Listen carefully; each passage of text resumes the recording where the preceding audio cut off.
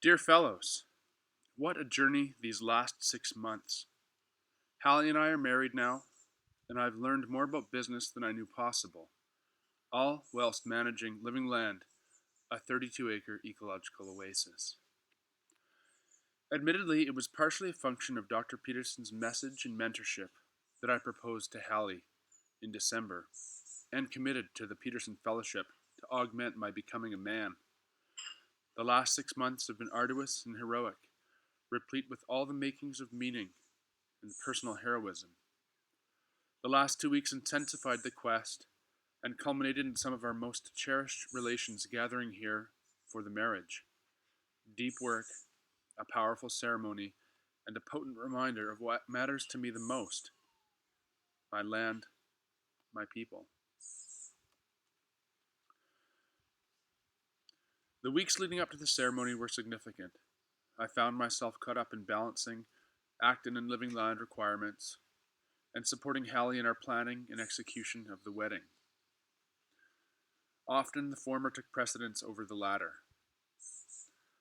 Through recent shadow exercises and real stuff that came up throughout the wedding experience, as well as the latest message to mentor check-ins and the meet a classmate exercise, I've been forced to look at my experience of Acton, past, present, and future.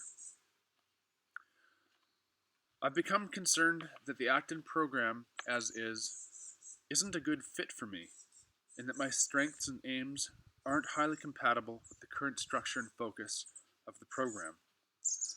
By using a Peterson brand identity to market the program, Acton reached out to a new customer segment, but this customer segment has very different, intense, unmet needs than the usual MBA cohort. They called this new group a fellowship, and hearing the call, I excitedly joined the Jordan B. Peterson Fellowship with the Acton MBA to learn about business in the context of an ethical, spiritual, psychological, transformational, social, and political inquiry. Obviously, this is what a Peterson brand experience would allude to offering, but so far, the Peterson component has not been explicitly addressed and developed adequately for my professional needs and cash valuation. Peterson or Peterson-like mentors are nowhere to be seen, and any conversations that I've had of this ilk have been mostly self-initiated. I think the program is largely the very same Acton MBA that it was before, and I'm experiencing inadequate moral, ethical, ecological, and socio-political challenge, discussion, analysis, and metrics to get value from the current deal. A humanity engaged with status quo business drives, bottom line profits, robotization of function, factory models, and the resultant depletion of ecological and spiritual externalities is forced into psychological dynamics that are incongruent with soulful authenticity and natural law. For business as is to work, certain personality traits and behaviors become necessary that are at odds with the deeper levels of truth, responsibility, and health. I think I've already witnessed these personalities emerging in the VCD and pit, and I've watched as they were encouraged. With the Peterson Fellowship, I had hoped to explore many uncomfortable realms, and to deeply explore themes using the Socratic method. Although Acton does approach meaning and responsibility, I've not seen as much of it so far as I have seen factory models and cost shaving, or of strange manipulations of what a customer needs in the form of a new widget or diversion. I'm interested in exploring and delivering on authentic human needs. For example, to be heard, acknowledged, appreciated, and loved. To bravely confront and deal with the intense challenges and struggles that living and examined life entails, and to explore and co-create new models, new modes of right thought and conduct, along with a host of other things that simply aren't present in status quo business and politics. Following the VCD4 experience, it became clear to me that in order to be what Acton wants me to be, I'll have to transform myself to meet the standards of their particular game. And fair enough, it is a decent game. and yet the game itself is in the process of a radical renovation. Some of the take-homes have offered excellent value, and I'll sorely miss practicing them. These include firmness, conciseness, intelligence, and constructiveness. Yet overall, the structure of the program, as compared with the brand, is awkward.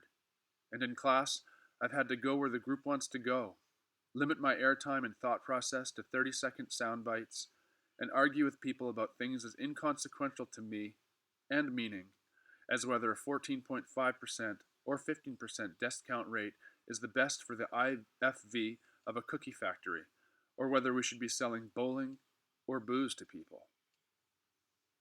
And of bowling or booze, this is something I've struggled with throughout this inaugural Peterson Fellowship. Namely, are modern businesses swindling people into purchasing replacements for true, intense, unmet needs? And why do people buy them then? Why Facebook and not church? Why Nike and not Play? Why American Airlines, not committed relationship to a local habitat? And is this progress? How will contemporary humankind establish the courage to look into the rich voids of our longings and intense unmet needs, into our soul's calling, and bravely revere this all as the sacred opportunity it is for the development of wisdom, love, and maybe even transcendence?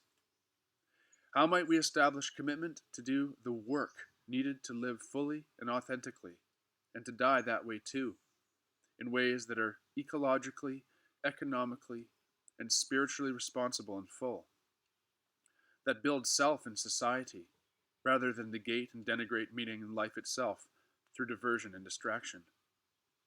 But lest I project my own self outward to all people, let me firmly state that this is exactly the quest that I am on.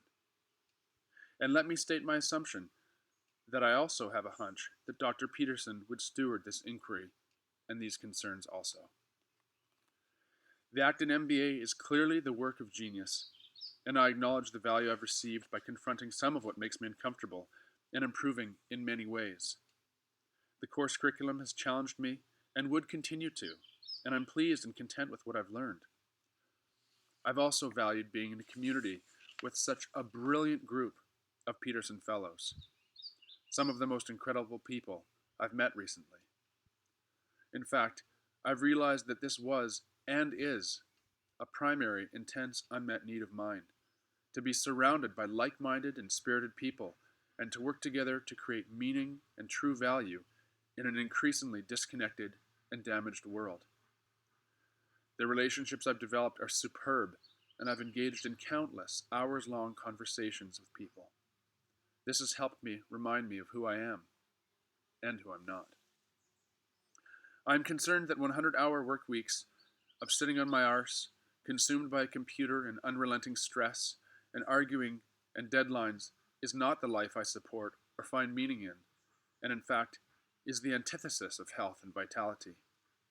I value connection, time for deep thought and reflection, explorations of complicated matters, exercise and action, and relationships.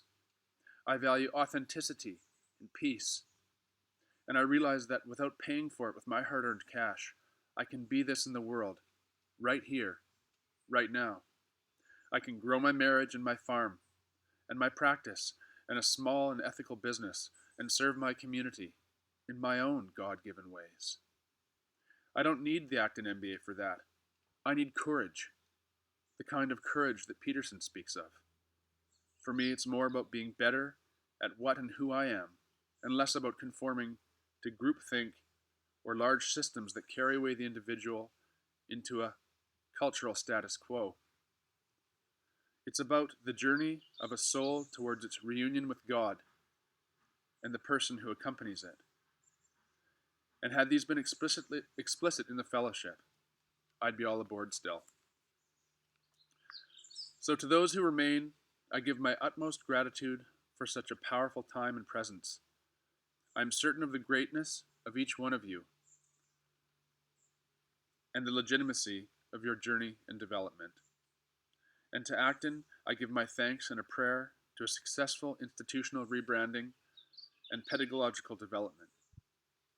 Here, dear fellows, The Acton train leaves me at end of first semester station, and with whistles blowing resumes its route towards its destination, a graduation in December, and all the magic and meaning of the hero's journey encountered there aboard.